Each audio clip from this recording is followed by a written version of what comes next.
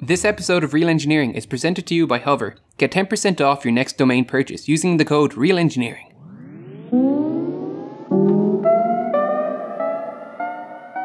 We are often told how loud supersonic booms are, but rarely actually get the chance to hear it for ourselves.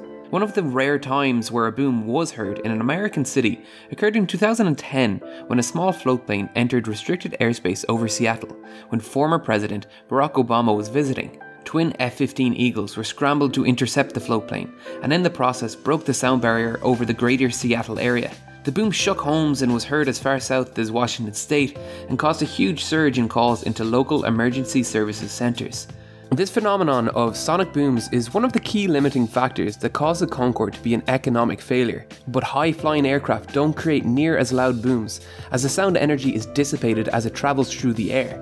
The other limiting factor preventing the Concorde from achieving economic success was its fuel economy. When comparing it to one of its major competitors, the Boeing 747, it consumed 50% more fuel, carried a quarter the amount of passengers, and had about half the maximum range. The range was so poor the plane was basically limited to transatlantic flights, as it couldn't cross the Pacific Ocean and was banned from flying over land as a result of those pesky sonic booms. Although the entire plane was treated like first class, flight tickets were still very high compared to competitor first class offerings, and it was difficult to find enough people to pay those prices regularly. Although the Concorde was, for all intents and purposes, a safe and successful aircraft for the entirety of its 27-year career, there were more than a handful of reasons the aircraft was officially retired in 2003. Growing pressure from the British and French governments, concerns about fuel costs, the lack of route options, and the simple shortage of mass market potential simply killed this iconic aircraft. For the next generation of supersonic aircraft to succeed, they're going to have to overcome these challenges, and this is exactly what Boom Technology plans to do. Boom is a startup company aiming to create a 45-passenger civilian supersonic transport aircraft to fly up to Mach 2.2 at a price comparable to a business class ticket on a regular airline. The laws concerning supersonic flight over land are still in place, so their plans are currently focusing on creating economically viable transoceanic flights, like a London to New York flight that will take just 3 hours 15 minutes with a price of $2,500, a San Francisco to Tokyo flight that will take just 5.5 hours and cost $3,250 each way, or an LA to Sydney route with a flight time of 6 hours and 45 minutes at $3,500 each way. These are still extremely expensive flights, but they open up the possibility of getting an early morning flight in LA, arrive in Tokyo for a business meeting over sushi, and being back in time to tuck your kids into bed. Time is money for many people. Boom are currently developing 2 aircraft, an all-premium class airliner and a geometrically similar 2-seater personal jet called the XB-1. The XB-1 will be a 1/3 scale demonstration aircraft, intended to be a testbed and proof of concept for the larger airliner. The team don't just have the advantage of hindsight guiding their design. When the Concorde was being developed, computers weren't really used for design work. Everything was done on paper and tested in wind tunnels. Today, the engineers at Boom have incredible design software allowing them to quickly develop prototype designs and have powerful computational analysis software that can test the designs the same day, without pouring money into building a scaled prototype and paying for wind tunnel hours.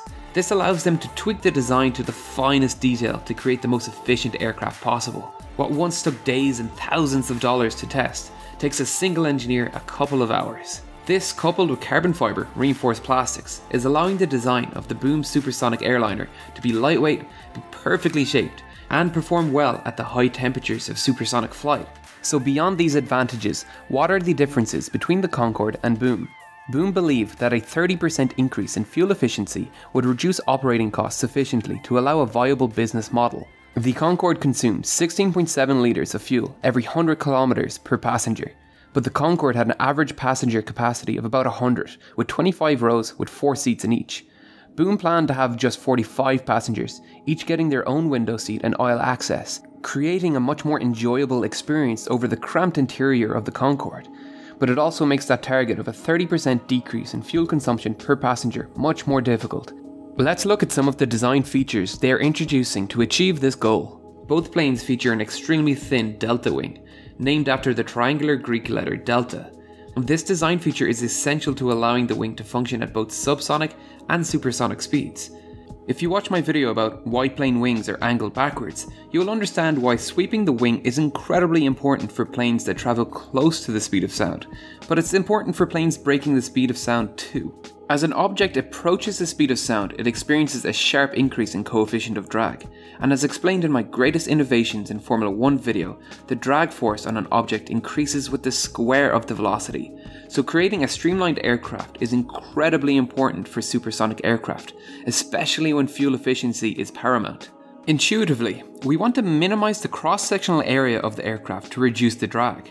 But we also want to minimize the changes in cross-sectional area along the length of the plane to reduce wave drag. Wave drag is a form of drag that arises as a result of shock waves.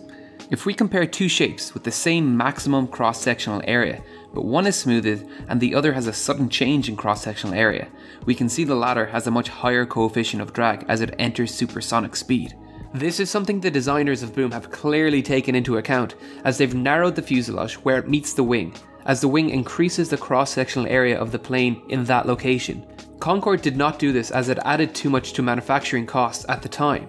This is called the area rule, and I'll be exploring it in detail in a future video. Sweeping the wing backwards decreases the coefficient of drag significantly at transonic and supersonic speeds too, and the delta wing of Boom has a greater sweep angle than the Concorde at 70 degrees versus the Concorde's 55. The delta wing helps both planes maintain a thin, aerodynamic wing thanks to the short wingspan and long chord, reducing the structural load on the wing compared to the long wingspan and short chord of a conventional plane. The delta wing performs well at low speeds too, as a result of unique swirling vortices that form on the upper surface of the wing. On a traditional aircraft's wing, a swirling vortex is formed only at the wing tips. On a delta wing, they form on nearly the entire wing surface and produces a considerable amount of lift. This is particularly apparent on damp days, where the vortices can be seen forming on the upper surface of the wing due to the water vapor condensing in the low pressure vortex. The delta wing gains additional lift, particularly on landing, as a result of the ground effect, where the downwash of the air between the wing and the ground creates a cushion of air. But generating lift using these techniques needs a large angle of attack, and the Concorde's angle of attack on landing was so high that the nose of the plane needed to be tilted downwards to allow the pilots to see what they were doing. I imagine Boom are just employing a camera to help the pilots see on landing. Boom also uses a chined fuselage, which helps maintain the centre of lift as the plane gains speed. As a supersonic plane gains speed, the centre of lift tends to move backwards, creating issues for balance and control of the aircraft. A chine is a ridge that extends from the wing. You can see a similar shape on the SR-71. This structure generates more lift at supersonic speeds than subsonic speeds, and thus helps hold the centre of lift location. The engines may be the most interesting part of the design, with variable geometry inlets.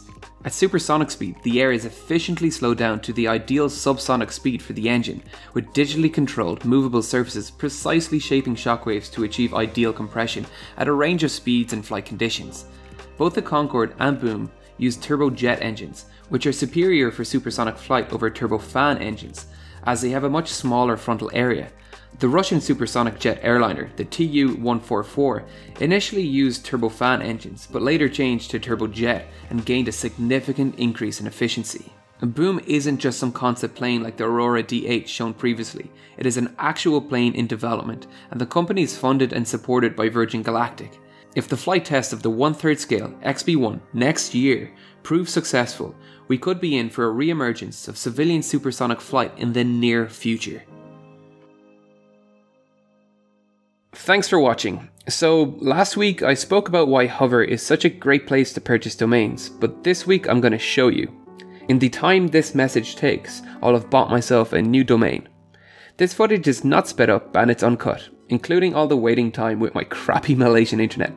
So here I am purchasing the site, no extra fees, and Whois Privacy is included for free, so no one can find out your personal information. And speaking of hiding personal information, the video will be blurred for a little while. Okay, while I struggle to sign in, I'll give you another reason to use Hover: their customer support. Call them and an actual person will answer, no annoying phone trees or getting transferred around. Or you can email them if you're an antisocial nerd like me.